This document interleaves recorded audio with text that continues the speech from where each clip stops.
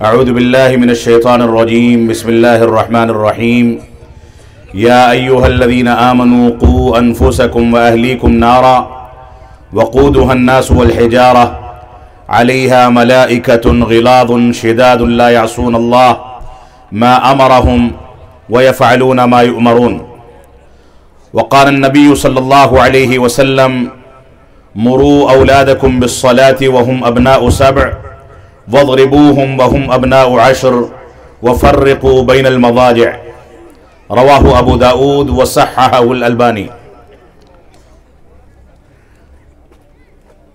محترم صدر اجلاس، گجرات سمی کے اس علاقے کے اور آس پاس سے آئے ہوئے ہمارے اخوان اور احبہ،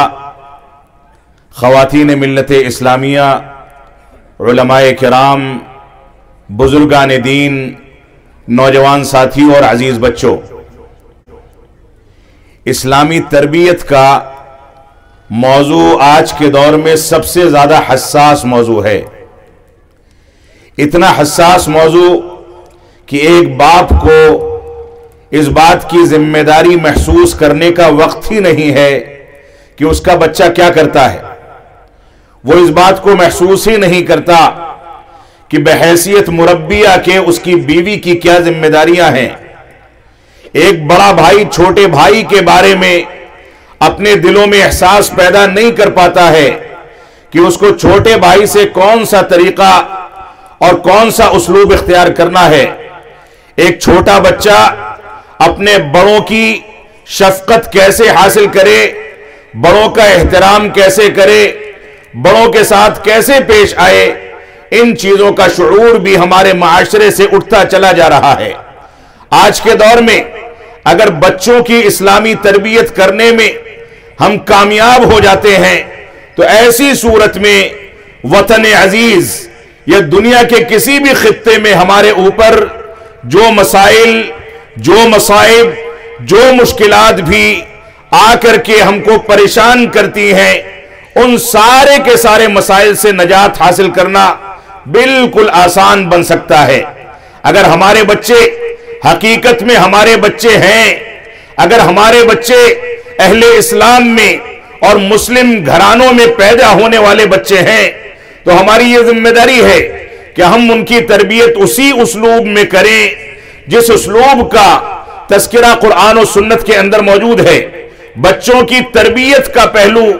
آج کے دور میں ہمارے خاندانوں میں، ہمارے گھرانوں میں اتنا کمزور ہوتا چلا جا رہا ہے کہ اللہ رب العالمین نے ہم کو جو ذمہ داریاں دی تھیں، ان ذمہ داریوں کی کوتاہی کے نتیجے میں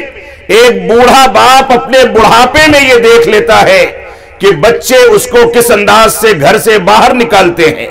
اس کی بیماری کے ایام میں اس کو نظر انداز کر دیا جاتا ہے. اسپتالوں کا چکر لگانے کے بجائے اس کو محلے کے کسی دواخانے سے دوا علاج کا انتظام کرا کر کے اس کے ساتھ نوکروں والا سلوک کر کے گھر کے اندر ایک کنارے پر اس کی چارپائی ڈال دی جاتی ہے یا اس کا کمرہ بنا دیا جاتا ہے، اور اپنی زندگی کے آخری ایام وہ اسی میں کڑ کر کے اور تڑپ تڑپ کر کے گزار دیتا ہے. یہ ہماری تربیت کا نتیجہ ہے کہ ہم اپنے بچوں کو بچپن سے نہ اسلامی تربیت دیتے ہیں، نہ مسجدوں سے جوڑتے ہیں، نہ بڑوں کے احترام کا سبق دیتے ہیں، نہ سیرت رسول کا سبق سکھاتے ہیں، نہ صحابہ کرام کے واقعات بتاتے ہیں، نہ قرآن مجید کی تعلیم سے ان کو بہرور کرتے ہیں، اور نہ حدیث رسول ان کے سامنے بیان کی جاتی ہے. نتیجہ یہ ہے کہ وہی مولوی جو مولوی ہمارے محلے میں، ہمارے گاؤں میں، ہمارے علاقے میں، ہمارے شہروں میں اور ہمارے علاقوں میں جو مسجدوں کا ذمہ دار ہے، جو سب سے زیادہ ہماری نظر میں حقیر ہوتا ہے، آخرکار باپ مر جائے تو بیٹوں کے اندر اتنی صلاحیت نہیں ہے کہ اس کی صلاۃ جنازہ پڑھا سکیں، اس کی تدفین کے مسائل ان کو معلوم ہو، غسل کیسے دیا جائے گا اس کے بارے میں ان کو علم ہو. یہ ہماری تربیت کی کمزوری ہے کہ اس کے لیے وہی حقیر مولوی کام آتا ہے جو ہم کو کلمہ بھی پڑھائے، ہماری تربیت بھی کرے، جمعے کی نماز کا قیام بھی کرے، راتوں میں بیدار بھی ہو، مسجدوں کو قائم بھی کرے، مسجدوں کو آباد بھی کرے، ہمارا نکاح بھی پڑھائے، لیکن سارا ظلم و جور سیکھ کر کے سہ کر کے وہ زندگی گزارے، یہ ہماری تربیت کی کمزوری ہے۔ یہ ایک مسلمہ حقیقت ہے کہ اگر باپ کی وفات ہوتی ہے اور بیٹا صلاۃ جنازہ پڑھانے کی صلاحیت رکھتا ہے تو بیٹے سے زیادہ دل کی گہرائی سے دنیا کی کوئی طاقت دعا نہیں کر سکتی۔ جو سوز،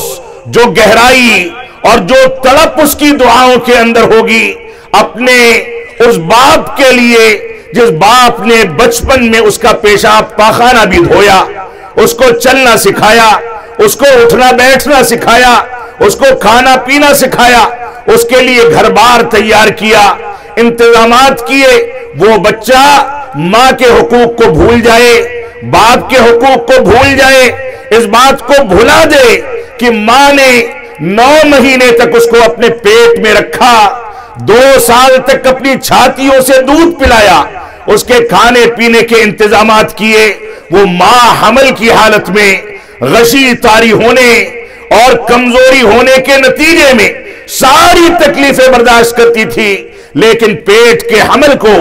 پیٹ کے بچے کو کوئی تکلیف پہنچ جائے، کسی انداز کا نقصان ہو جائے، اس ماں کو برداشت نہیں تھا۔ اس ماں نے پیدا کرنے کے بعد، جنم دینے کے بعد بچے کو اپنے چھاتیوں سے دودھ پلایا، اس کے پاس نہ کھانے کو کچھ تھا نہ پینے کو کچھ تھا، لیکن بچے کی پیاس اور بھوک اتنی زیادہ عزیز تھی کہ اس کے رونے کی آواز جو نکلی ماں نے اس کو اپنی چھاتیوں سے لگا لیا۔ یہ بچہ تربیت کی کمزوری کے نتیجے میں جب بڑا ہوتا ہے تو ماں کو بھلا دیتا ہے، جب بڑا ہوتا ہے تو باپ کو نظر انداز کر دیتا ہے، جب بڑا ہوتا ہے تو اپنے بڑے بھائیوں اور سرپرستوں کو نظر انداز کر کے وہ دوسرے انداز کی آزاد زندگی گزارنا چاہتا ہے۔ وہ یہ سمجھتا ہے کہ میں ان لوگوں کی خدمت کر کے چھوٹا ہو جاؤں گا، یہ حقیر کام ہے۔ وہ اس بات کو نہیں سمجھتا کہ اگر ماں باپ اس کے بچپن میں یہ سوچتے کہ اس کا پیشاب پاخانہ دھونا یہ حقیر کام ہے تو وہ برسوں تک اسی گندگی میں پلتا رہتا، اس کے جسم میں کیڑے لگ جاتے، وہ تباہ و برباد ہو جاتا۔ یہ بچے کو سمجھانے، بچے کی اسلامی تربیت کرنے اور بچوں کو اسلامی ماحول میں ڈھالنے، سیرت رسول کا درس دینے، ان ساری کی ساری چیزوں کی ذمہ داری ہم سب کی ہے۔ بچے کو یہ بتایا جائے کہ توحید کیا ہے، بچے کو یہ سمجھایا جائے کہ اتباع رسول کیا ہے، بچے کو یہ بتایا جائے کہ صحابہ کرام کا مقام کیا ہے، بچے کو یہ بتایا جائے کہ منہج سلف کی اہمیت کیا ہے، بچے کو یہ بتایا جائے کہ دنیا میں کیسے زندگی گزارنی ہے، سفر کیسے کرنے ہیں، پانی کیسے پینا ہے، کھانا کیسے کھانا ہے، پیسہ کیسے کمانا ہے، رات میں نکلیں تو اس کے آداب کیا ہیں، دن میں چلیں تو آداب کیا ہیں، چڑھائی پر چڑھیں تو اس کے آداب کیا ہیں، ڈھلان پر اتریں تو اس کے آداب کیا ہیں، کوئی سامنے آئے ہمارا بزرگ ہو تو اس سے کیسے سامنا کیا جائے، ماں کے مقام کو کیسے سمجھا جائے، بھائی اور بہن کے مقام اور عزت کو کیسے سمجھا جائے، گھر کی خواتین کے ساتھ کیا سلوک کیا جائے، اپنے علاقے کے علماء کے ساتھ کون سا وتیرہ اختیار کیا جائے، یہ پورے کے پورے دروس قرآن و سنت کے اندر موجود ہیں۔ ہماری یہ ذمہ داری ہے کہ ہم ان دروس کو سمجھیں، ان سے سبق حاصل کریں۔ میں نے جو آیت کریمہ آپ کے سامنے تلاوت کی ہے، اللہ رب العالمین ارشاد فرماتا ہے، یا ایھا الذین آمنوا قوا انفسکم واہلیکم نارا وقودها الناس والحجارہ علیہا ملائکۃ غلاظ شداد لا يعصون اللہ ما امرہم ویفعلون ما یؤمرون۔ اللہ رب العالمین نے فرمایا، اے ایمان والو، اپنے آپ کو اس رب سے ڈراؤ، اپنے آپ کو اور اپنے اہل و عیال کو اس آگ سے ڈراؤ جس آگ کا ایندھن خود انسان اور پتھر ہوں گے۔ اور بعض روایات میں ملتا ہے کہ جب جہنم کے اندر جہنمیوں کو ڈالا جائے گا تو وہ کہے گی فہل من مزید، کیا مزید میرے لیے غذا موجود ہے؟ اس کا پیٹ نہیں بھرے گا، اس میں پتھر ڈالے جائیں گے، انسان ڈالے جائیں گے جو اس کا ایندھن ہوں گے، آخر کار رب کائنات اپنا پیر داخل کرے گا، تب وہ یہ کہے گی کہ بس بس اب میرا پیٹ بھر گیا ہے۔ وہ جہنم کی آگ جس کی ایک چنگاری اس دنیا پہ گرا دی جائے تو قیامت تک یہاں سبزہ نہ اگے، کھیتی باڑی میں قحط سالی آ جائے، پانی سوکھ جائے، بورنگیں فیل ہو جائیں، اس گرمی کی شدت والی آگ، اس کا ایندھن یہی انسان ہوگا اور پتھر ہوں گے۔ اللہ رب العالمین نے فرمایا علیہا ملائکۃ غلاظ شداد لا یعصون اللہ ما امرہم ویفعلون ما یؤمرون۔ اللہ رب العالمین نے فرمایا اس جہنم پر ایسے شدید فرشتے، سخت دل و جان والے فرشتے مسلط کیے جائیں گے جو بہت زیادہ سخت ہوں گے اور ان کو کسی کے اوپر رحم نہیں آئے گا۔ اللہ رب العالمین فرماتا ہے وہ جو کہا جاتا ہے اس کو کرتے ہیں اور اللہ رب العالمین کی نافرمانی نہیں کر سکتے۔ اللہ رب العالمین نے جیسا کہہ دیا اسی طریقے سے عمل کرتے ہیں اور اس کو انجام دیتے ہیں۔ علامہ ابن کثیر رحمت اللہ علیہ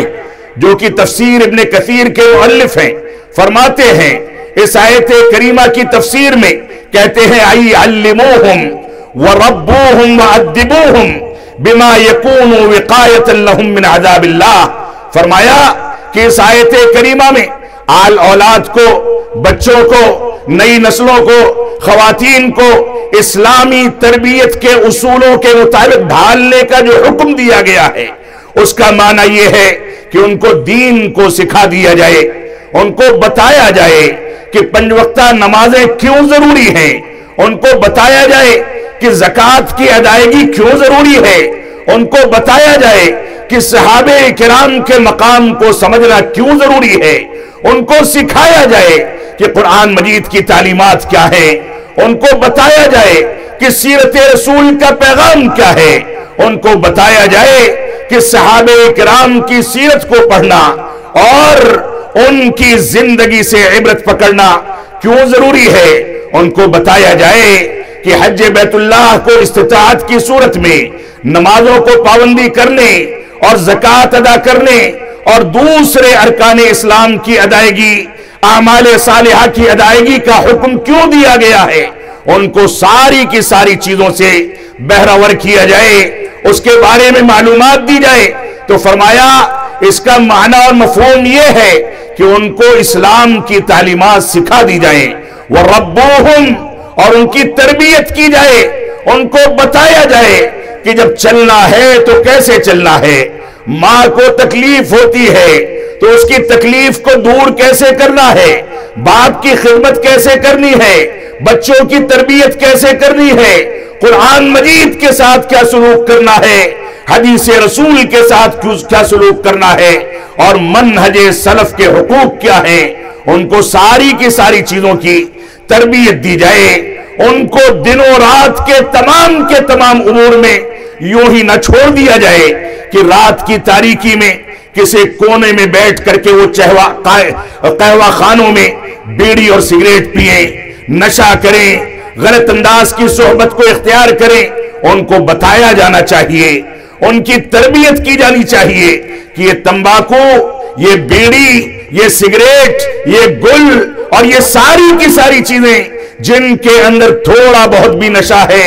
اسلام نے ہمارے لیے ان کو حرام کیا ہے۔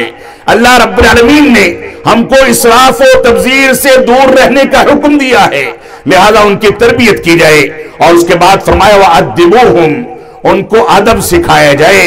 ان کو بتایا جائے کہ رب کائنات کے عبادت کے آداب کیا ہیں، رسول اکرم صلی اللہ علیہ وسلم کے حقوق کیسے ادا کیے جائیں، ان کو ادب سکھایا جائے کہ بڑوں سے کیسے پیش آنا چاہیے، ان کو ادب سکھایا جائے کہ سلام دعا کرنے کا طریقہ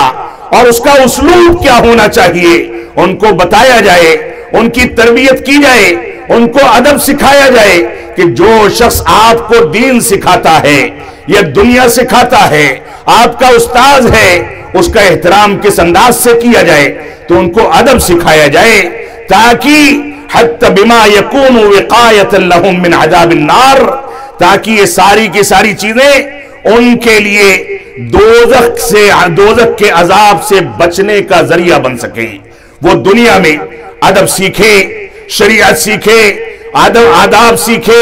اور بڑوں کا احترام کرے، اسلام کے مطابق چلے، تاکہ اس کے نتیجے میں اس بات کی امید کی جا سکے کہ آخرت میں اللہ رب العالمین اس کو جہنم کے عذاب سے محفوظ رکھے گا۔ یہ ہماری ذمہ داری ہے۔ اسی طریقے سے آپ دیکھیں کہ اسلامی تربیت کے اتار چڑھاؤ یا اس کے بارے میں اسلام نے جن چیزوں کا تذکرہ کیا ہے وہ بے شمار چیزیں ہیں۔ اللہ کے نبی صلی اللہ علیہ وسلم فرماتے ہیں کہ تنکح المرأة لأربع، ایک عورت کو بطور بیوی یا گھر کی بہو کے لیے جو منتخب کیا جاتا ہے اس کے 4 اسباب ہیں، لمالہا ولجمالہا ولدینہا ولنسبہا، کہ اس کو 4 اسباب کی وجہ سے منتخب کیا جاتا ہے۔ یا تو اس کی خوبصورتی اور حسن و جمال دیکھا جاتا ہے، یا اس کا مال و دولت دیکھا جاتا ہے، یا اس کا نسب اور اسی طریقے سے اس کا خاندان دیکھا جاتا ہے، یا اس کا دین دیکھا جاتا ہے۔ اللہ کے نبی صلی اللہ علیہ وسلم فرماتے ہیں فَاظْفَرْ بِذَاتِ الدِّينِ، دینداری کو ترجیح دے کر کے تم کامیاب ہو جاؤ۔ اگر آنے والی لڑکی، ہونے والی بیوی دینداری کی خوبصورتی رکھتی ہے تو خاندانوں کو جوڑنے کا کام کرے گی۔ اگر وہ دینداری کا ذہن رکھتی ہے تو باپ اور بیٹے میں دوری کرنے کے بجائے ان میں قربتیں پیدا کرے گی۔ اگر وہ دینداری کا ذہن رکھتی ہے تو گھرانوں میں ساس اور بہو کے جھگڑے نہیں چلیں گے بلکہ گھرانے جنت نشان بنیں گے۔ اگر وہ دینداری کو ترجیح دیتی ہے تو ہونے والی اولاد کو نمازی بنانے، پرہیزگار بنانے کی کوشش کرے گی۔ وہ اس بات کو سمجھے گی کہ ایک ماں کا کردار اگر بہترین ہوتا ہے تو اسی ماں کے پیٹ سے ایک نبی بھی پیدا ہوتا ہے، اسی ماں کے پیٹ سے انبیاء اور صدیقین بھی پیدا ہوتے ہیں، اسی ماں کے پیٹ سے شہداء پیدا ہوتے ہیں۔ یہ ماں اگر معاشرے میں قرآن و سنت کی مکمل ذمہ داری کو اپنے کندھوں پر لے کر کے چلے، اس کے تقاضوں کے مطابق زندگی گزارے، تو یہ ماں گھر کی چہار دیواری میں با پردہ رہ کر کے، گھر کی چہار دیواری میں بند ہو کر کے ایسی اولاد کی تربیت کر سکتی ہے جو مستقبل میں ملکوں کی قیادت کریں، مستقبل میں علماء کی شکل میں ابھریں، مستقبل میں قوموں کی قیادت کریں، مستقبل میں ایسا سسٹم چلائیں جس کی بنیاد پر ساری دنیا اس سے فائدہ اٹھائے۔ تو یہ ماں کا کردار کوئی معمولی کردار نہیں ہے، ایک خاتون کا کردار کوئی معمولی کردار نہیں ہے۔ اسی وجہ سے اللہ کے نبی صلی اللہ علیہ وسلم سے جب ایک صحابی رسول نے پوچھا کہ اللہ کے نبی صلی اللہ علیہ وسلم میرے حسن سلوک کا سب سے زیادہ مستحق کون ہے، تو آپ نے فرمایا امک، تمہاری ماں۔ انہوں نے فرمایا کہ اس کے بعد سب سے زیادہ حقدار کون ہے، تو آپ نے فرمایا تمہاری ماں۔ فرمایا اس کے بعد سب سے زیادہ حقدار کون ہے، تو آپ نے فرمایا تمہاری ماں۔ اس نے پوچھا چوتھی بار کہ اس کے بعد سب سے زیادہ مستحق کون ہے، تو آپ نے فرمایا ابوک، چوتھا مقام تمہارے باپ کا ہے۔ علامہ ابن القیم رحمت اللہ علیہ غالباً فرماتے ہیں کہ ماں نے 3 تکلیفیں برداشت کی ہیں۔ ایک تکلیف حمل کے ایام میں بچے کو 9 مہینے تک اپنے پیٹ میں رکھا، اس وجہ سے پہلا حق بیان کیا گیا۔ آج اگر کسی کی عمر زیادہ ہو جائے، کسی کے ہاتھ میں کوئی تکلیف ہو، 2-4 کلو کا تھیلا لے کر کے اپنے بازار سے اپنے گھر تک آ جاتا ہے تو ہانفنے لگتا ہے، ہاتھ کو جھٹکے دے کر کے آرام کرتا ہے، گھر والوں سے کہتا ہے کہ اس کی مالش کر دی جائے۔ قربان جائیں ہماری قومیں ان ماؤں پر جو مائیں ہم کو بچپن میں 9 مہینے تک اپنے پیٹ میں لے کر کے ڈھوتی ہیں، ساری تکلیفیں برداشت کرتی ہیں، تو فرمایا پہلا حق اس وجہ سے کہ ماں نے 9 مہینے تک حمل کی شکل میں اپنے بچے کو اپنے پیٹ میں پالا ہے۔ دوسرا حق اس وجہ سے بیان کیا گیا کہ ماں سے زیادہ درد محسوس کرنے والا اور بچے کی ولادت کے وقت جو درد ذہ ماں برداشت کرتی ہے، دنیا کی کوئی طاقت اس کو محسوس بھی نہیں کر سکتی۔ یہ ماں کی قربانی ہے کہ بچے کے لیے موت کے منہ سے نکل کر کے دوبارہ زندگی میں آتی ہے، یہ ماں کی قربانی ہے۔ اور ماں کا تیسرا حق اس وجہ سے کہ بچہ پیدا ہوا، ابھی ماں کو اپنے کپڑے سمیٹنے کا موقع نہیں ملا، ابھی صفائی ستھرائی نہیں ہوئی ہے، ابھی اسپتال سے اس کو چھٹی نہیں دی گئی، لیکن سب سے پہلے جس بات کی فکر دامنگیر ہوتی ہے وہ ماں اپنے بچے کو دودھ پلانا چاہتی ہے۔ اور یہ سلسلہ 1 دن 2 دن 10 دن 12 دن 15 دن نہیں چلتا، بلکہ 2 سال تک وہ بچہ ایک ٹونک کی شکل میں ماں کی دودھ پی کر کے پرورش پاتا ہے۔ اس کی وجہ سے اس کی ہڈیاں پنپتی ہیں، گوشت بنتا ہے، دھیرے دھیرے وہ بیٹھنے لگتا ہے، ہنسنے لگتا ہے، مسکرانے لگتا ہے، ماں باپ کو آواز دینے لگتا ہے، دھیرے دھیرے وہ چلنے لگتا ہے، ماں باپ کو پریشان کرنے لگتا ہے، دھیرے دھیرے وہ کھیل کود کرنے لگتا ہے۔ ماں باپ پریشان ہوتے ہیں کہ یہ بچہ میرا نام کب لے گا، مجھ کو ابا یا اماں کہہ کر کے کب بلائے گا۔ یہ تربیت کر کے ماں باپ بچے کو بڑا کریں، ساتھ میں اسلامی اقدار کا مکمل خیال کریں، تو اللہ کی قسم یہ بچے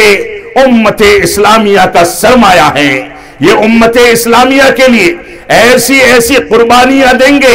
ان ماں باپ کی تربیت کے نتیجے میں کہ دنیا کی کوئی طاقت مسلمانوں کو دنیا کے کسی بھی خطے میں کوئی نقصان پہنچا دے، اس بات کا تصور بھی نہیں کیا جا سکتا۔ تو ہماری یہ ذمہ داری ہے کہ ماں کے مقام کو، خواتین کے مقام کو، اپنے بڑوں کے مقام کو سمجھیں۔ تو اللہ رب العالمین نے ماں کو 3 مقام دیا، چوتھا مقام باپ کو دیا۔ یہ بھی ہمارے سامنے بہت اہم معاملہ ہے۔ آپ دیکھیں اللہ رب العالمین نے، یہ اللہ کے نبی صلی اللہ علیہ وسلم نے فرمایا کہ عورت کو دینداری کی بنیاد پر ترجیح دو۔ حسن و جمال، مال و دولت اور نام و نسب اور خاندان یہ ثانوی چیزیں ہیں۔ اگر دینداری کی خوبصورتی،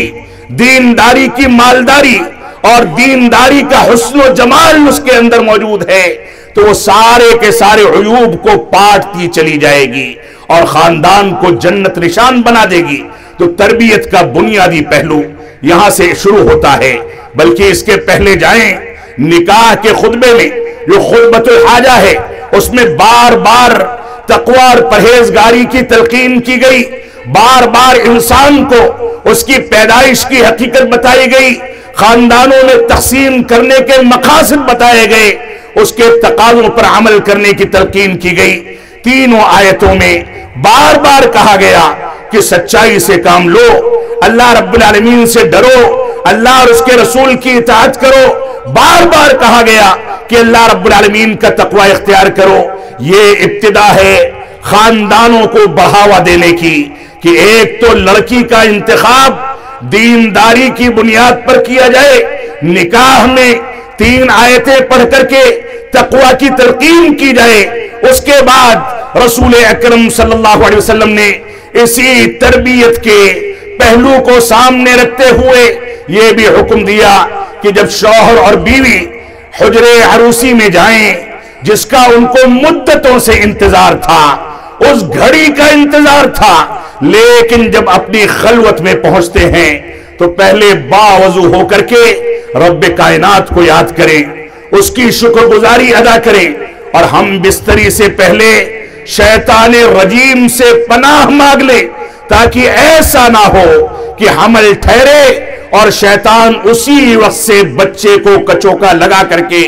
توحید کے بجائے شرک کی جانب مائل کر دے، اتباع رسول کے بجائے بدعات کی جانب مائل کر دے، بڑوں کے احترام کے بجائے بڑوں کی توہین کی جانب مائل کر دے. لہذا ہم بستری سے پہلے دعا کر کے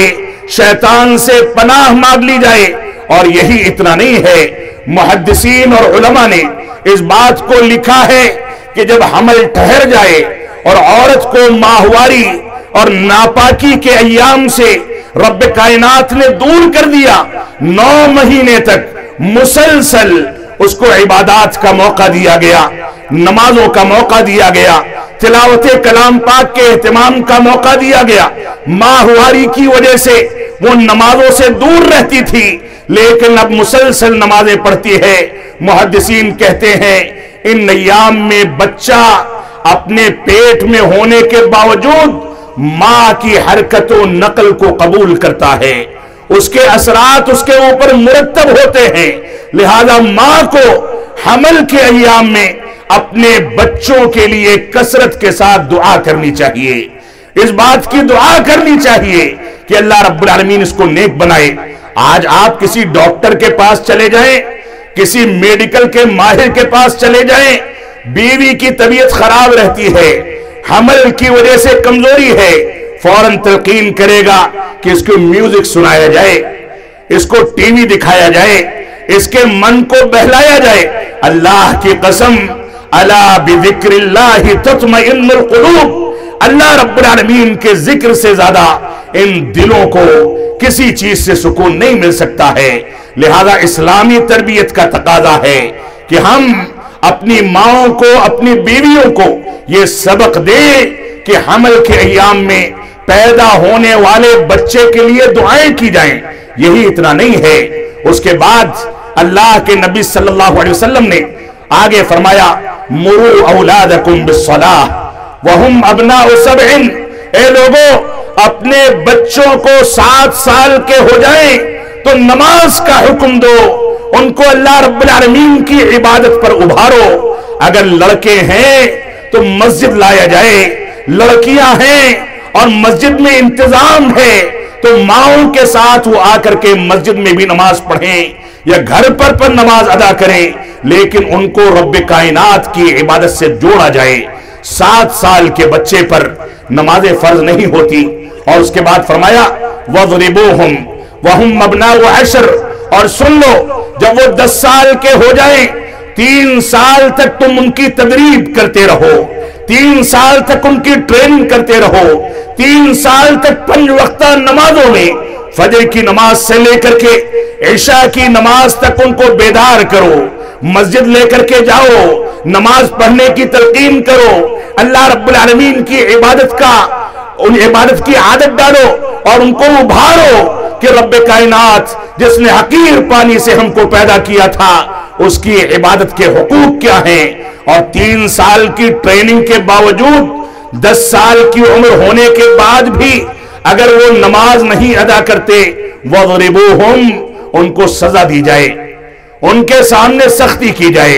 ان کو بتا دیا جائے کہ اس خاندان میں، اس گھرانے میں بے نمازی بچوں کے لیے جگہ نہیں ہے، یہاں رہنا ہے تو اللہ رب العالمین کے حقوق ادا کرنے ہوں گے. لیکن یہ کون سی بدقسمتی ہے کہ ہم بڑے آرام کے ساتھ سوئیں، رات میں نکڑوں پر بیٹھ کر کے وقت گزاری کریں، ٹائم پاس کریں، اور اس کے بعد ایسا سوئیں کہ ہماری مسجدیں فجر کی نماز میں ویران رہیں. اگر ماں باپ نمازیں چھوڑیں گے تو بچہ نمازی کہاں سے پیدا ہوگا؟ بچہ بڑا ہوتا ہے، سن شعور کو پہنچتا ہے، پیسہ کمانے لگتا ہے. اب اسی مولوی کی باری پھر سے آتی ہے. اب وہ مولوی کے پاس باپ بچے کا کان پکڑ کے لاتا ہے کہ مولوی صاحب اس کو سمجھا دیں، یہ نماز نہیں پڑھتا، میں بوڑھا ہو گیا ہوں، میری خدمت نہیں کرتا. مولوی صاحب اس کو سمجھا دیں کہ خاندان کے اندر بڑوں کا احترام نہیں کرتا، ماں کے مقام کو نہیں سمجھتا. آپ نے 7 سال کی عمر سے اس کو نماز کا حکم نہیں دیا، ماں کے انتخاب کے وقت میں دینداری کا لحاظ نہیں کیا، برادری کو ترجیح دیتے رہے، مال و دولت کو ترجیح دیتے رہے، حسن و جمال کو ترجیح دیتے رہے، اور ساری کی ساری سنتوں کو، عبادات کو، واجبات کو نظر انداز کیا. تو اب مولوی کے پاس کوئی جادو کی چھڑی نہیں ہے کہ وہ چہرے پر گھمائے گا اور بچہ نمازی ہو جائے گا. کوتاہی آپ کی ہے. آپ نے اگر کوتاہی کر دی تو اس کی تلافی کی کوشش کریں کہ آئندہ آپ کے خاندان میں اس انداز کے عناصر نہ پکنے پائیں، نہ پنپنے پائیں، نہ پلنے پائیں. یہ آپ کی ذمہ داری ہے. تو ہماری یہ ذمہ داری ہے کہ ہم اس انداز سے بچوں کی تربیت کے پہلو پر چلیں. تو 7 سال کی عمر میں اس کو نماز کا حکم دیا جائے. 10 سال کی عمر میں اگرچہ اس پر اب بھی نماز واجب نہیں ہوئی ہے لیکن اس کے اوپر سختی کی جائے اور فرمایا وَفَرِّقُوا بَيْنَ الْمَضَاجِعِ. یہ آج کے دور کی بہت بڑی کوتاہی ہے کہ بچوں کے بستروں کو، ان کی اوڑھنیوں کو، ان کی چادروں کو اور ان کے آرام کرنے کی جگہوں کو الگ کر دیا جائے. صاحب استطاعت ہے تو کمرہ الگ کر دے، ورنہ کم از کم چارپائی الگ کر دی جائے، کیونکہ یہاں سے اخلاقی قدریں یا تو بنیں گی یا بگڑیں گی. یا تو بچہ سدھرے گا یا بگڑے گا. 10 سال کے سن شعور کو جب وہ پہنچ گیا تو اب اس کے ذہن میں اس طرح کی چیزیں چلنے لگی جن چیزوں کی بنیاد پر اس کا اخلاق بگڑتا ہے یا اسلامی تربیت کے نتیجے میں بن جاتا ہے. لہذا فرمایا اس کے بستر کو الگ کر دیا جائے. یہ اسلام کی تربیت کے بنیادی پہلو ہیں. اس وجہ سے ہم ان باتوں کو سمجھ کر کے چلیں تو ایسی صورت میں اگر ہم رسول اکرم صلی اللہ علیہ وسلم کی زندگی کا مطالعہ کریں تو آپ کی زندگی میں بے شمار پہلو ایسے ملیں گے جن سے ہم کو تربیت پر اللہ کے نبی صلی اللہ علیہ وسلم کی رہنمائی ملتی ہے. اللہ رب العالمین نے فرمایا لَقَدْ كَانَ لَكُمْ فِي رَسُولِ اللَّهِ أُسْوَةٌ حَسَنَةٌ. اے لوگوں تمہارے لیے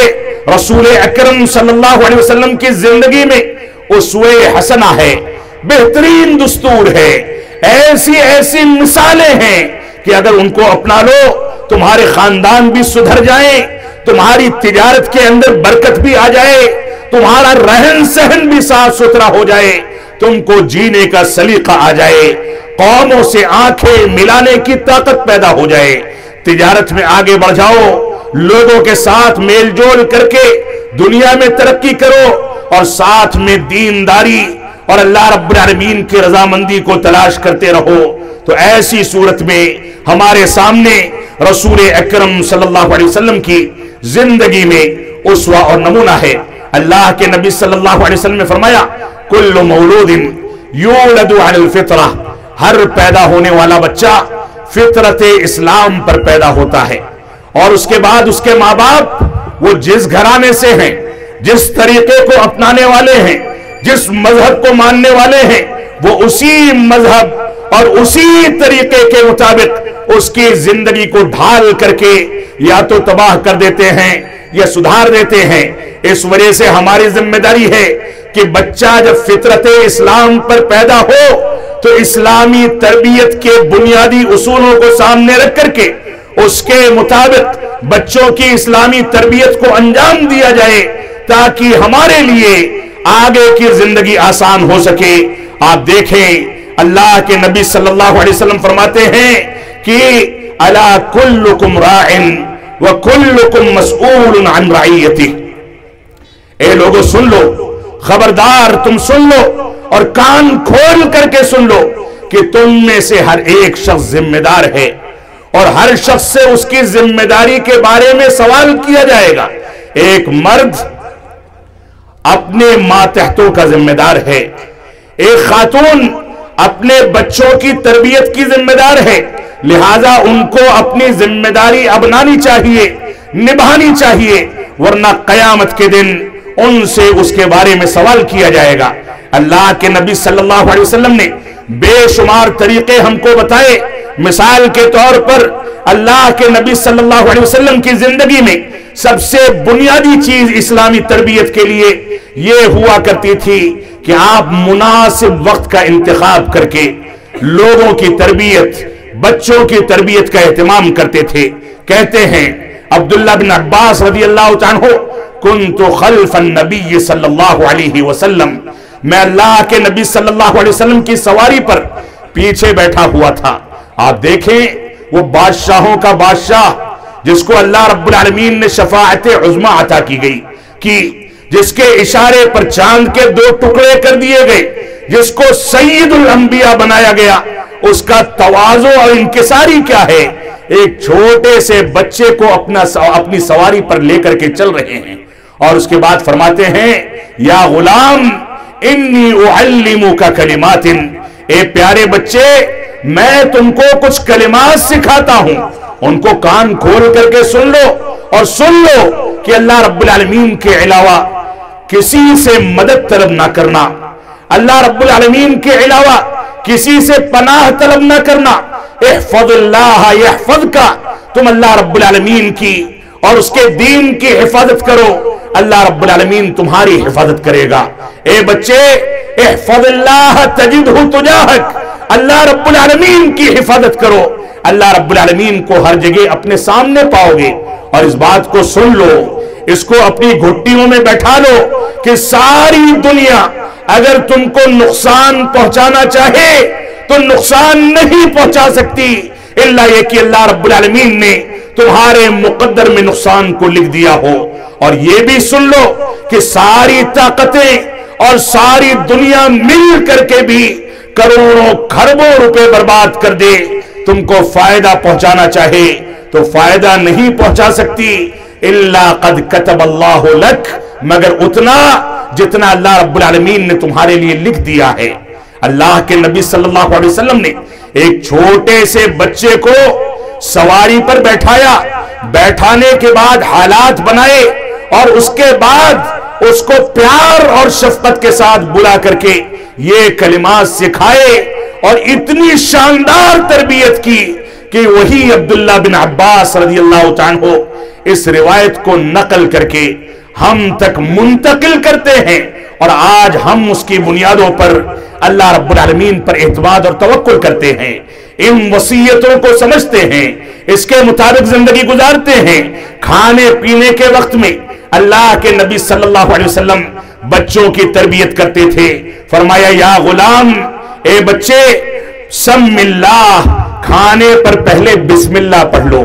وَقُلْ بِيَمِينِكَ، اور اپنے داہنے ہاتھ سے کھاؤ، وَقُلْ مِمَّا يَلِيكَ، اور جو کچھ تمہاری پلیٹ میں تمہارے سامنے ہے وہیں سے کھاؤ، ساری پلیٹ میں ہاتھ نہ پھراؤ، بے ادبی کی بات ہے، سامنے والے کا حق مارا جائے گا، کسی کو برا لگے گا۔ یہ آداب کس کو سکھائے؟ بچے کو سکھائے، کھانے پر بیٹھ کر کے سکھائے۔ آج ہمارے دور میں باپ کو بچوں کے ساتھ کھانا کھانے کا وقت ہے یا نہیں ہے؟ بچوں کے ساتھ کھیلنے کودنے کا وقت ہے یا نہیں ہے؟ بچوں کے ساتھ ہنسی مذاق کرنے کا وقت ہے یا نہیں ہے؟ یہ باقاعدہ سوالات ہیں جن سوالات کا جواب ہم کو اپنی گریبان کے اندر جھانک کر کے مانگنا ہوگا۔ اللہ کے نبی صلی اللہ علیہ وسلم کی تربیت کا ایک پہلو یہ تھا کہ آپ بیماری کے اوقات میں لوگوں کی تربیت کرتے تھے۔ اللہ کے نبی صلی اللہ علیہ وسلم ایک غلام جو آپ کی خدمت کرتا تھا، یہودی تھا، وہ بیمار پڑ گیا تو بیمار پڑنے کے بعد اس کے پاس جاتے ہیں، غلام ہے، آپ کی خدمت کرتا ہے، اسلام دشمن یہودی ہے، جا کر کے اس کے سر کے پاس بیٹھ جاتے ہیں، اور وہ ایک بار اللہ کے نبی صلی اللہ علیہ وسلم کے اخلاق کریمانہ کی وجہ سے ان کی جانب دیکھتا ہے، ایک بار اپنے باپ کی طرف دیکھتا ہے، اور اس کا باپ کہتا ہے کہ اطع ابا القاسم، اللہ کے نبی صلی اللہ علیہ وسلم کی اطاعت کرو اور اسلام قبول کر لو۔ یہ اخلاق اور تربیت کا ثمرہ تھا جس کے نتیجے میں لوگ اسلام لائے۔ آج کوئی کتنا بھی کہے کہ اسلام ہتھیاروں کے ذریعے پھیلا ہے، معاف فرمائیں گے، کوئی اس بات کو ثابت نہیں کر سکتا۔ اسی طریقے سے اللہ کے نبی صلی اللہ علیہ وسلم کا ایک پہلو یہ تھا کہ بچوں کے حقوق کا خیال کرتے تھے۔ سہل بن سعد رضی اللہ عنہ فرماتے ہیں کہ اللہ کے نبی صلی اللہ علیہ وسلم ایک مرتبہ آپ کے پاس ایک کٹورا لایا گیا، بچہ جو ہے داہنے جانب بیٹھا تھا اور بائیں جانب کچھ بزرگ شخصیتیں بیٹھی تھیں، وہ مہمان تھے،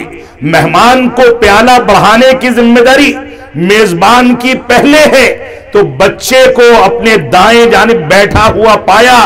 دیکھا کہ اس کا حق ہے تو اس سے کہتے ہیں کہ اے پیارے بچے اگر اجازت دو تو پہلے مہمانوں کو بڑھا دوں، دائیں جانب ہونے کی وجہ سے تمہارا حق زیادہ ہے۔ بچے نے بھی کیا موقع غنیمت سمجھ کر کے،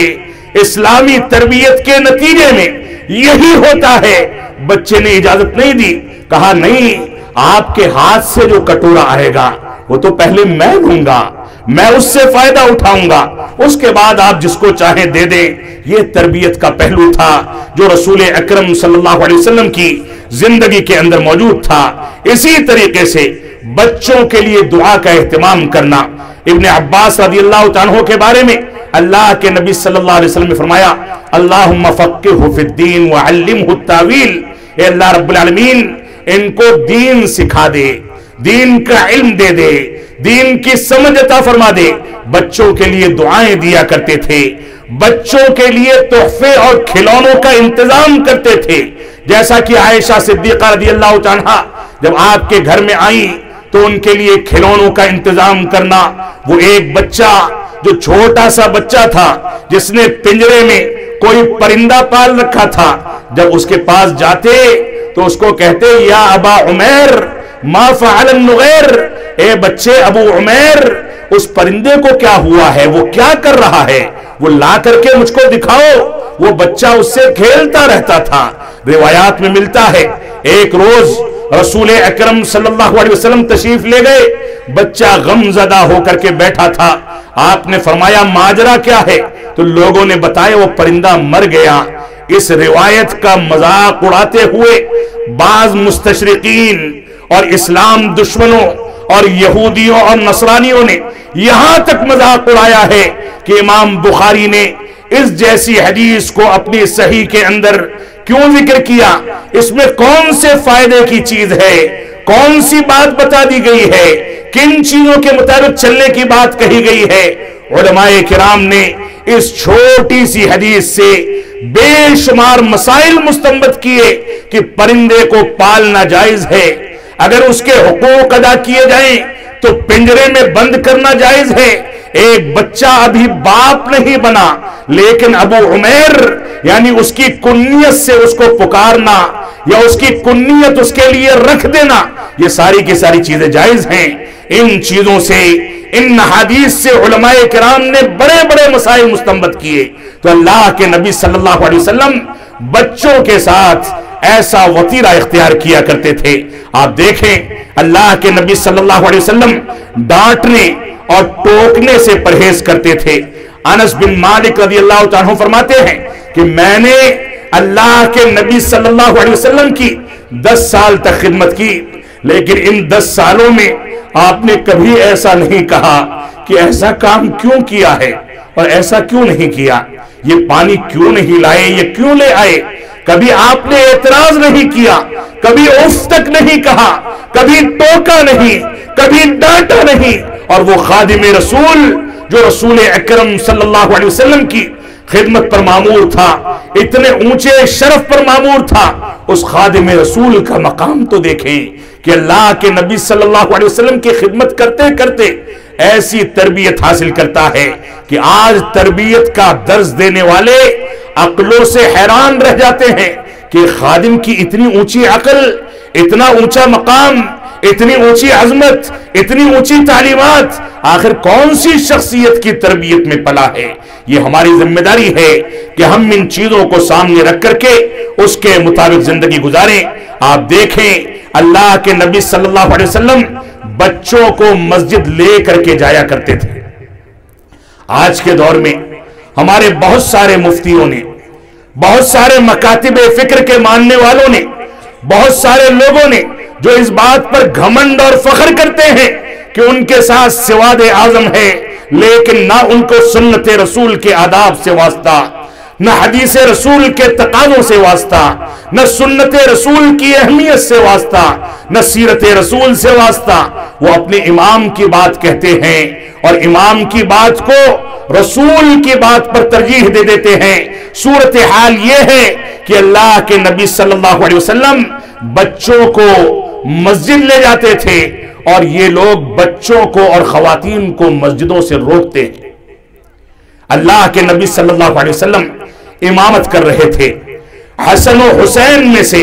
کوئی صحابی رسول آپ کی پیٹھ پر بیٹھا ہوا تھا، گود میں لے کر کے امامت کرتے، کندھے پر بیٹھا کر کے خطبہ جمعہ دیا کرتے تھے۔ یہ صورتحال تھی۔ ایک روز خلاف عادت با جماعت نماز میں ایک سجدے کو طویل کر دیا، ایک صحابی رسول ڈر گئے، گھبرا گئے، سجدے ہی کی حالت میں سر اٹھا کر کے دیکھا اور دیکھ کر کے پھر سجدے میں چلے گئے۔ کیا دیکھتے ہیں کہ ایک بچے نے، حسن یا حسین نے آپ کی پیٹھ پر سواری کر رکھی ہے، آپ کو سواری بنا رکھا ہے۔ اللہ کے نبی صلی اللہ علیہ وسلم کی شفقت تو دیکھیں، جب سلام پھیرتے ہیں تو خود پلٹ کر کے سوال کرتے ہیں کہ کیا تم لوگوں کو جاننا ہے کہ میں نے سجدہ کیوں لمبا کر دیا؟ صحابہ کرام نے پوچھا تو آپ نے فرمایا اس بچے نے مجھ کو سواری بنا لیا تھا، میں نہیں چاہتا تھا کہ اس کے شوق میں کوئی خلل ڈالوں، میں نہیں چاہتا تھا کہ اس کو کسی انداز کی تکلیف ہو۔ یہ بچہ میری پیٹھ پر چڑھ کر کے کھیلتا رہا، میں سجدے کو طویل کرتا رہا، جب یہ بچہ اتر گیا تب میں نے سجدے کو ختم کیا۔ آج کے دور میں ہم بچوں کو مسجدوں سے دور کر دیں تو یہ بچے نمازی کیسے بنیں گے؟ ان بچوں کو اگر مسجدوں سے دور کر دیا جائے تو یہ دین کو کیسے سیکھیں گے؟ ان خواتین کو اگر مسجدوں سے دور کر دیا جائے تو رسول اکرم صلی اللہ علیہ وسلم جس انداز سے اپنی خواتین کی تربیت مسجدوں کے اندر دروس و محاضرات اور خطبوں کے ذریعے کرتے تھے، وہ سارا کا سارا اسلوب کہاں جائے گا؟ اور آپ دیکھیں وہ واقعہ کہ اللہ کے نبی صلی اللہ علیہ وسلم نے فرمایا کہ اگر بچہ مسجد میں رونے لگے تو امام جو نماز ادا کرا رہا ہے اس کی ذمہ داری ہے کہ نماز کو مختصر کر دے، تلاوت تیزی کے ساتھ ختم کرے، چھوٹی سورتوں کی تلاوت کرے، چھوٹے رکوع اور سجدے کر کے بقدر ضرورت جلدی نماز ادا کرا کر کے سلام پھیر دے، کیونکہ اس کو نہیں پتا کہ بچے کے رونے کی آواز کی وجہ سے اس کے ماں کے دل پر کون سی کیفیت گزر رہی ہوگی۔ ایک ہی روایت کے اندر دونوں چیزوں کا ثبوت موجود ہے۔ بچے کو مسجد لایا گیا، بچے کے رونے کی وجہ سے مجموعی طور پر با جماعت ادا کی جانے والی نماز کو مختصر کرنے کا حکم دیا گیا، اور ساتھ ہی یہ بھی کہا گیا کیونکہ ماں اس کو لے کر کے آئی ہے تو آواز پہچان کر کے تکلیف محسوس کرے گی، لہذا نماز کو چھوٹا کر دیا جائے۔ یہ تربیت کے پہلو تھے جو رسول اکرم صلی اللہ علیہ وسلم نے اختیار کیے۔ اسی طریقے سے اپنی نواسی امامہ رضی اللہ عنہا کو اللہ کے نبی صلی اللہ علیہ وسلم گود میں لے کر کے خطبہ جمعہ دیا کرتے تھے، گود میں لے کر کے امامت فرمایا کرتے تھے۔ یہ صحیح بخاری اور صحیح مسلم کے اندر یہ روایتیں موجود ہیں۔ اور ایسے ہی ایک بدو اور ایک دیہاتی صحابی رسول آتے ہیں، وہ دیکھتے ہیں کہ اللہ کے نبی صلی اللہ علیہ وسلم بعض بچوں کو بوسہ دے رہے ہیں، ان کو چوم رہے ہیں۔ وہ دیکھ کر کے تعجب کرتے تھے، کہتے تھے کہ ہم تو اپنے بچوں کو بوسہ نہیں دیتے۔ تو اللہ کے نبی صلی اللہ علیہ وسلم نے فرمایا ان پر رحم کرو، رب کائنات تم پر رحم فرمائے گا۔ یہ بچوں کی تربیت کا پہلو تھا۔ بچوں کی تربیت کے پہلو میں اگر آپ دیکھیں تو آپ کو ملے گا کہ شیطان اور کفار کی پیروی سے رسول اکرم صلی اللہ علیہ وسلم نے روکا، بلکہ ان کی مخالفت کا حکم دیا۔ اللہ کے نبی صلی اللہ علیہ وسلم کا فرمان ہے لا تأکلوا بالشمال فإن الشیطان یأکل ویشرب بالشمال۔ فرمایا کہ تم لوگ بائیں ہاتھ سے نہ کھایا کرو، نہ پیا کرو، کیونکہ شیطان بائیں ہاتھ سے کھاتا اور پیتا ہے۔ یہ صحیح مسلم کی روایت ہے۔ اسی طریقے سے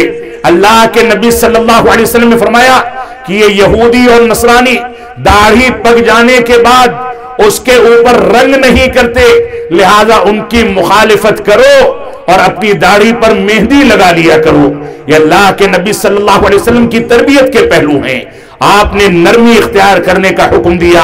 ایک دیہاتی آدمی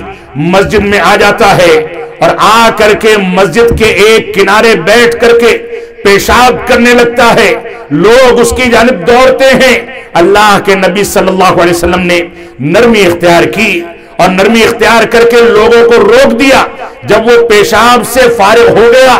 انتہائی ادب اور شفقت کے ساتھ اس کو بلایا اور بلا کر کے فرمایا، اے میرے بھائی،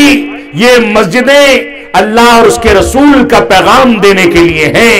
ان طرح کی گندگیاں پھیلانے کے لیے نہیں ہیں، اور آپ چاہتے تو اس کو حکم دیتے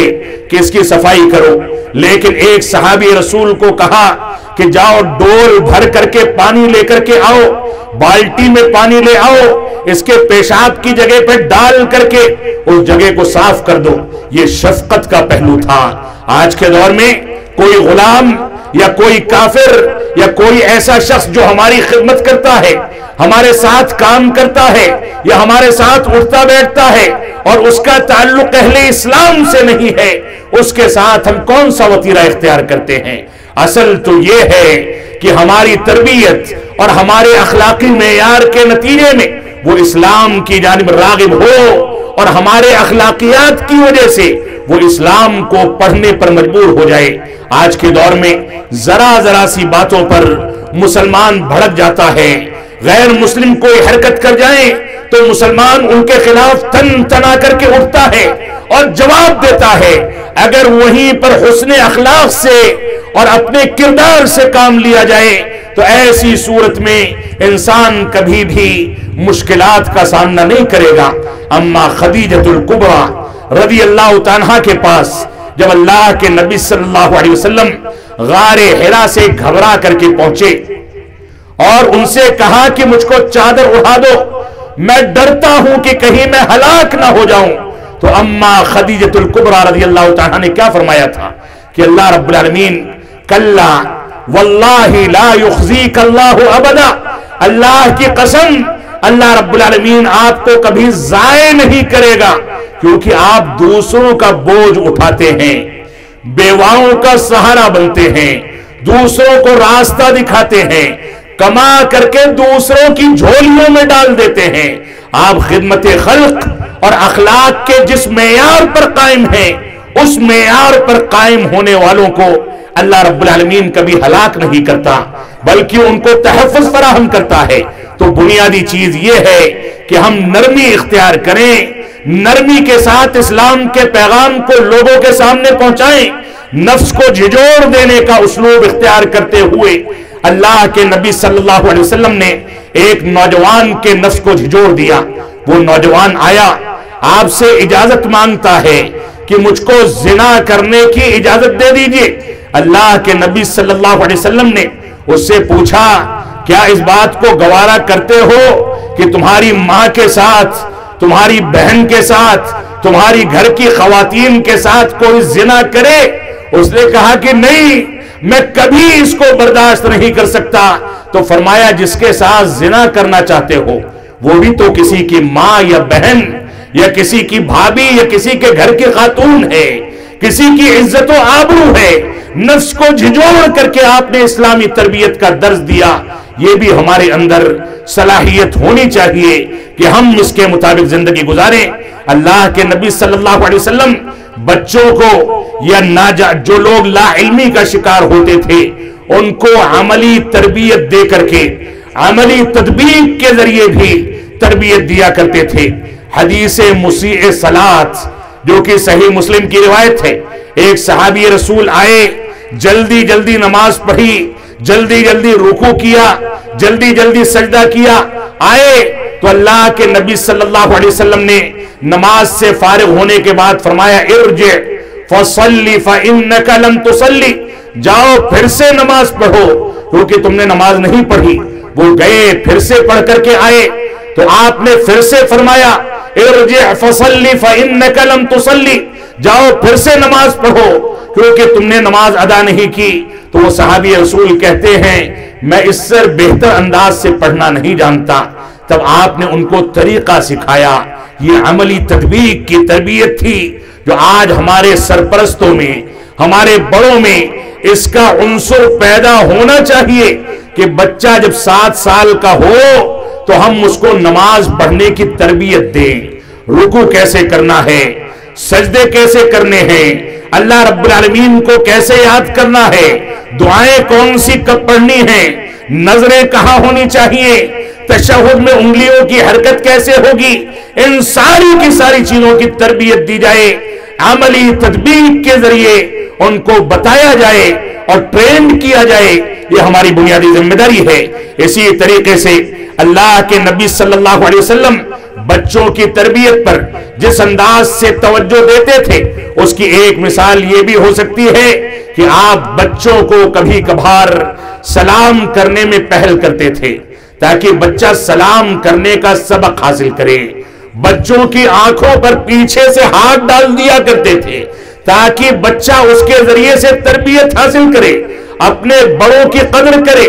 بچوں کے ساتھ نمازیں ادا کرتے تھے، بچوں کے ساتھ ہنسی مذاق کرتے تھے، اور تربیت کا پہلو یہاں تک تھا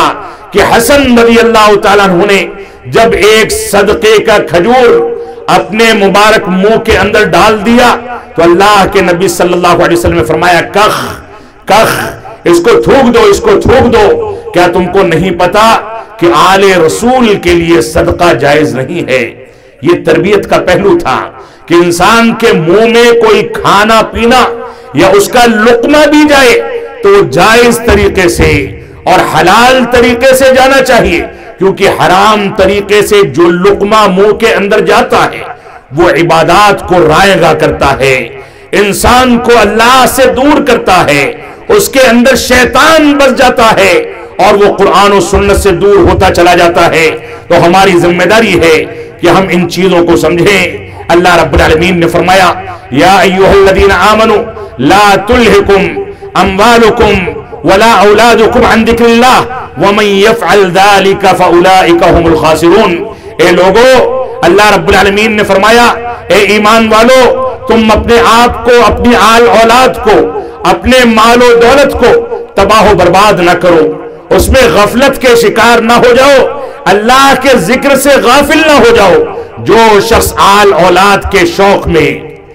اور دنیا داری میں، شادی بیاہ کی فضول خرچی میں، غلط انداز کی چیزوں میں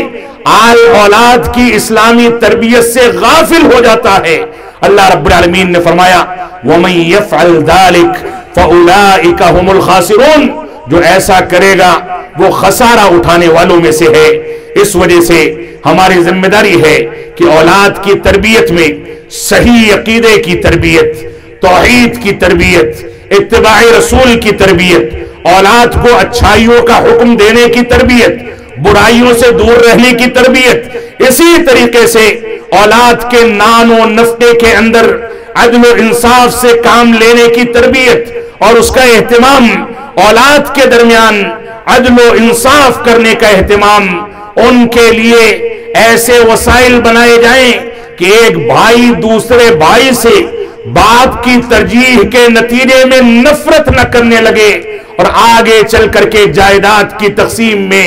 خاندانوں کے قیام میں، ایک دوسرے سے میل محبت میں نفرتیں پیدا ہو جائیں اور سارے کے سارے خاندان ٹوٹ کر کے ختم ہو جائیں۔ اللہ کے نبی صلی اللہ علیہ وسلم کے پاس جب نعمان بن بشیر رضی اللہ تعالیٰ آتے ہیں، کہتے ہیں کہ میں اپنے فلاں بیٹے کو کچھ کوئی ہدیہ اور ہبہ کرنا چاہتا ہوں، آپ نے فوراً سوال کیا کیا ساری اولاد کو یہی ہبہ کیا ہے؟ انہوں نے فرمایا کہ نہیں۔ تو اللہ کے نبی صلی اللہ علیہ وسلم نے فرمایا میں جور اور ظلم پر کسی کے لیے گواہ نہیں بنتا، پہلے جاؤ انصاف کرو اور اس کے بعد آ کر کے مجھ سے گواہی کی امید کرو۔ اللہ کے نبی صلی اللہ علیہ وسلم نے ہم کو اس بات کا حکم دیا۔ آل اولاد کے بارے میں موجودہ دور میں ہماری یہ ذمہ داری ہے کہ ان کو میوزک سے، موسیقی سے، نشہ آور چیزوں سے، شراب سے، بیڑی سے اور شراب کی شکل میں جو نئی نئی چیزیں اس دنیا کے اندر رائج ہو گئی ہیں، جس کے بارے میں اللہ کے نبی صلی اللہ علیہ وسلم نے پہلے ہی بتا دیا تھا کہ ایک دور ایسا آئے گا کہ نشہ آور چیزوں کو، شراب کو الگ الگ ناموں سے موسوم کر کے استعمال کیا جائے گا۔ آج پھلوں کے جوس کے نام پر، بیئر کے نام پر، وسکی کے نام پر اور چھوڑے موڑے نشے کے نام پر جو نشہ آور چیزیں نئی نسلوں میں اور مسلمان بچوں کے اندر پھیلائی جا رہی ہے، ماں باپ اور سرپرستوں کی ذمہ داری ہے کہ اس سے ان کو دور کرے۔ موسیقی اور میوزک جو دلوں کے اندر نفاق کو پیدا کرتا ہے، اللہ سے بیزاری کو پیدا کرتا ہے، اس سے اپنے خاندانوں کو پاک کیا جائے، فرائض کی کوتاہی سے ان کو دور کیا جائے، فحش کاری سے ان کو دور کیا جائے، بے پردگی سے ان کو دور کیا جائے، بچیوں کو یہ سبق دیا جائے کہ اسلام نے ان کو با پردہ رہ کر کے نکلنے کا حکم جو دیا ہے وہ قید و بند کی زندگی نہیں بلکہ وہ ان کی آزادی ہے، ان کی عزت و آبرو ہے۔ وہ اگر شرافت کے ساتھ حجاب اور پردے میں نکلتی ہیں تو دنیا شرافت کے طور پر ان کو پہچانتی ہے، اور اگر وہ حسن و جمال کا اظہار کر کے نکلتی ہیں، چہرے کو کھول کر کے نکلتی ہیں، میک اپ کر کے نکلتی ہیں، نازیبا کپڑے پہن کر کے نکلتی ہیں، تو طرح طرح کے اوباش ان کی حاضری میں یا ان کی غیر حاضری میں ان پر تبصرہ کرتے ہیں، ان کی تصویریں نکالی جاتی ہیں، ان کے ویڈیوز بنائے جاتے ہیں، ان کے ساتھ شرپسندی کا اسلوب اختیار کیا جاتا ہے۔ تو دنیا میں عزت و وقار چاہیے، تو ان خواتین کو حجاب میں نکلنے کا حکم دیا جائے، اخلاقی گراوٹ سے نئی نسلوں کو بچایا جائے، دینی تعلیم کی جانب توجہ دی جائے، بچہ انجینئر بنے، ڈاکٹر بنے، سائنٹسٹ بنے، دنیا کے اندر دنیاوی تعلیمات میں کتنی بھی ترقی کر لے، لیکن اس کا دینی پہلو اتنا مضبوط ہو جائے کہ وہ سمندروں کے اندر چل رہا ہو، آسمانوں کی سیر کر رہا ہو، چاند اور ستاروں پر چلا گیا ہو، دنیا کے کسی بھی خطے میں ہو، لیکن جب نماز کا وقت ہو تو سارا کام چھوڑ کر کے وہ اس بات پر توجہ دے کہ رب کائنات کو یاد کرنے اور اس کی شکر گزاری ادا کرنے کا وقت آ چکا ہے، وہ فرائض میں کوتاہی نہ کرے، تو بچوں کو دین کی تعلیم اتنی دی جائے کہ وہ عقیدے کو سمجھ سکیں، اتباع رسول کو سمجھ سکیں، اور اپنے بچوں میں سے کچھ بچوں کا انتخاب کر کے مدارس اسلامیہ میں ان کو بھیج کر کے باقاعدہ عالم دین بنانے کی کوشش کی جائے۔ یہ بھی ہمارے سرپرستوں کی ذمہ داری ہے، بچوں کو یہ بتایا جائے کہ آج کل سوشل میڈیا، ٹائم پاس کی چیزیں، ویڈیو گیمز، اسی طریقے سے موبائل میں چلنے والے جو کھلونے اور گیمز ہیں، یہ ساری کی ساری چیزیں شیطان کے ہتھ کنڈے ہیں، ان سے ہم کو دور رہنا چاہیے۔ ہم کو اپنا وقت غریبوں کی خدمت کے لیے، بڑوں کا پیار حاصل کرنے کے لیے، قرآن و سنت کو سمجھنے کے لیے، علماء کرام کی خدمت کرنے کے لیے گزارنا چاہیے۔ ہماری یہ ذمہ داری ہے کہ ہم ان چیزوں کو لے کر کے چلیں